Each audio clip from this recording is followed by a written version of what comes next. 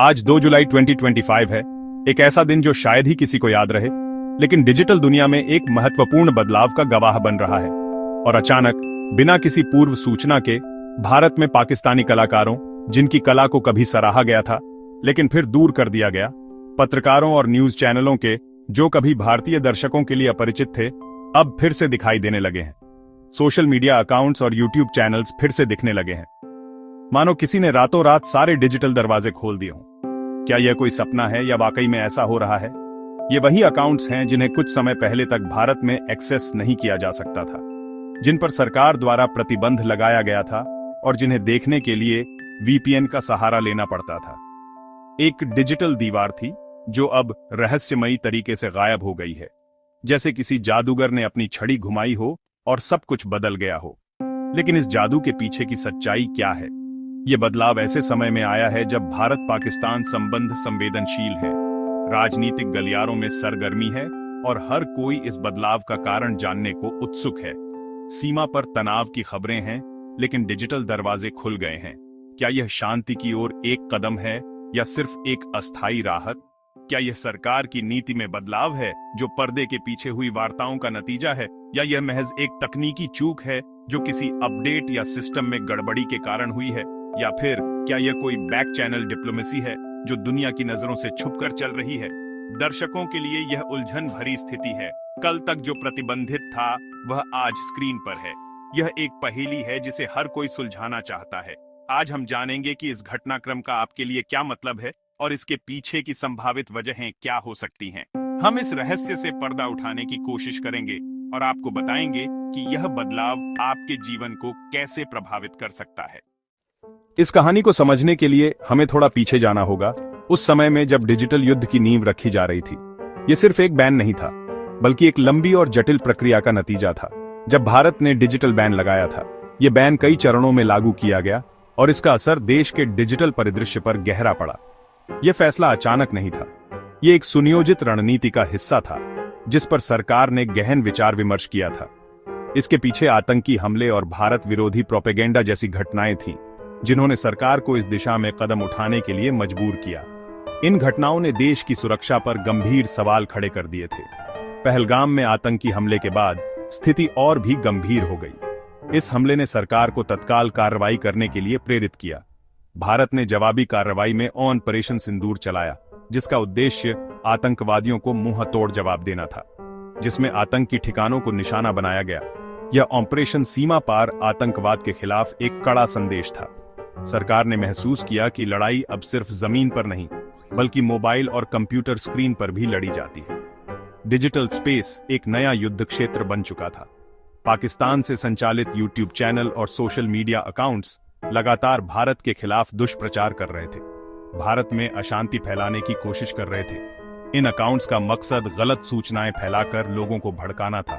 इन्हें ब्लॉक करने का मकसद था डिजिटल स्पेस में गलत सूचनाओं के प्रसार को रोकना, सूचना युद्ध को रोकना और देश की आंतरिक सुरक्षा को मजबूत करना, ताकि भारत के खिलाफ किसी भी साजिश को नाकाम किया जा सके।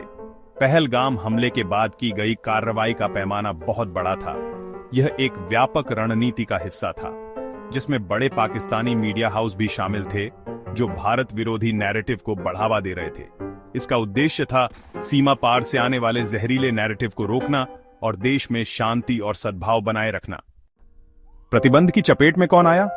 आइए जानते हैं किन चैनलों और हस्तियों को इस कार्रवाई का सामना करना पड़ा। पाकिस्तान के प्रमुख समाचार चैनलों के यूट्यूब चैनल, जो अक्सर अपने दर्शकों को नवीनतम खबरें और विश्लेषण प्रदान करते हैं, इस प्रतिबंध की जद में आ गए। जैसे डॉन न्यूज, जो पाकिस्तान के सबसे पुराने और प्रतिष्ठित समाचार पत्रों में से एक है और जिसका यूट्यूब चैनल भी काफी लोकप्रिय है।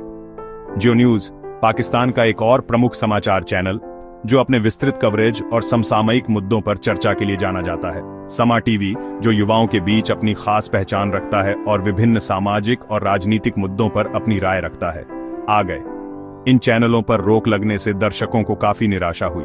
इन चैनलों के लाखों भारतीय सब्सक्राइबर थे, जो नियमित रूप से इन चैनलों पर प्रसारित होने वाले कार्यक्रमों और समाचारों को देखते थे। 16 से अधिक पाकिस्तानी यूट्यूब चैनल, जो विभिन्न विषयों पर सामग्री बनाते थे, उन्हें भी ब्लॉक कर दिया गया। जिनके करोड़ों सब्सक्राइबर थे और जो अपने दर्शकों के साथ एक मजबूत संबंध बनाए हुए थे, ब्लॉक कर दिए गए। यह कार्रवाई कई लोगों के लिए आश्चर्यजनक थी। न्यूज चैनलों के अलावा कई अन्य मीडिया आउटलेट्स भी इस प्रतिबंध से प्रभावित हुए। कई व्यक्तिगत यूट्यूबर्स और विश्लेषकों के चैनल भी बंद हुए जो स्वतंत्र रूप से अपनी राय व्यक्त करते थे। ट्विटर और फेसबुक पर भी कई अकाउंट्स को प्रतिबंधित कर दिया गया। पाकिस्तानी कलाकारों, पत्रकारों के अकाउंट्स जो अपने विचारों और कला के माध्यम से लोगों तक पहुंचते थे, उन पर भी कार्रवाई हुई। भारत में जियो ब्लॉक कर दिए गए, जिससे उनकी पहुंच सीमित हो गई। भारतीय यूजर्स को इन चैनलों पर एक्सेस करने की कोशिश करने पर एक संदेश दिखाई देता था। यह सामग्री आपके देश में उपलब्ध नहीं है का संदेश दिखता था, जिससे उन्हें निराशा होती थी। अब जब ये अकाउंट्स फिर से दिखने लगे हैं तो लोगों के मन में कई सवाल उठ रहे हैं। सवाल उठता है कि क्या स्थिति में कोई बदलाव आया है? क्या वे कारण खत्म हो गए जिनकी वजह से पहले इन चैनलों को ब्लॉक किया गया था, जिनसे ये ब्लॉक हुए थे? क्या अब सब कुछ सामान्य हो गया है? सबसे चौंकाने वाली बात है सरकार की रहस्यमयी चुप्पी। जब प्रतिबंध लगे थे तब प्रेस विज्ञप्ति जारी हुई थी, लेकिन अब कोई आधिकारिक बयान नहीं आया। क्या यह तकनीकी चूक है या नीतिगत बदलाव? सरकार की ओर से कोई स्पष्टता नहीं है, जिससे भ्रम पैदा हो रहा है। संभावना है कि यह किसी बैक चैनल डिप्लोमेसी का हिस्सा हो या फिर तकनीकी खामी। बिना सूचना के डिजिटल दरवाजे खोलना उन खतरों को न्योता देने जैसा है जिनसे बचने के लिए प्रतिबंध लगे थे। पारदर्शिता की कमी सूचना के इस युग में गंभीर मुद्दा है। सरकार ने ये प्रतिबंध ठोस कारणों से लगाए थे। सबसे बड़ा कारण था सुनियोजित दुष्प्रचार। पाकिस्तानी प्लेटफॉर्म्स भारत के आंतरिक मामलों पर झूठी खबरें फैलाते थे, जिससे भ्रम और अविश्वास बढ़ता था। कई वीडियो और पोस्ट सांप्रदायिक तनाव भड़काने के लिए बनाए जाते थे। सुरक्षा एजेंसियों की रिपोर्ट्स के मुताबिक कई चैनल सीधे पाकिस्तानी खुफिया एजेंसी या आतंकी संगठनों के प्रॉक्सी थे। इनका मकसद भारतीय युवाओं को कट्टरपंथ की ओर धकेलना था। इन प्लेटफॉर्म्स का इस्तेमाल भारतीय रक्षा प्रतिष्ठानों की जानकारी को गलत तरीके से पेश करने के लिए भी होता था। सरकार के लिए यह सिर्फ सूचना नियंत्रण नहीं, बल्कि राष्ट्रीय सुरक्षा का सवाल था। पाकिस्तानी चैनलों की वापसी ने आम लोगों के मन में कई सवाल खड़े कर दिए हैं। अगर ये प्लेटफॉर्म्स पहले खतरा थे, तो क्या अब वे सुरक्षित हो गए हैं? क्या सरकार ने अपने मापदंड बदल दिए हैं? बिना स्पष्टीकरण के प्रतिबंध हटाना सरकार की नीति और नियत पर सवाल उठाता है। विश्वसनीयता भी दांव पर है। अगर सरकार बिना कारण बताए फैसले बदलती है, तो भविष्य में उसकी चेतावनियों पर भरोसा कैसे होगा? क्या इस बदलाव के पीछे कोई बड़ा भू राजनीतिक दबाव है? अब दर्शकों की जिम्मेदारी है कि वे सीमा पार से आने वाले कंटेंट को विवेक से देखें। डिजिटल सुरक्षा अब काफी हद तक हमारे अपने हाथों में है।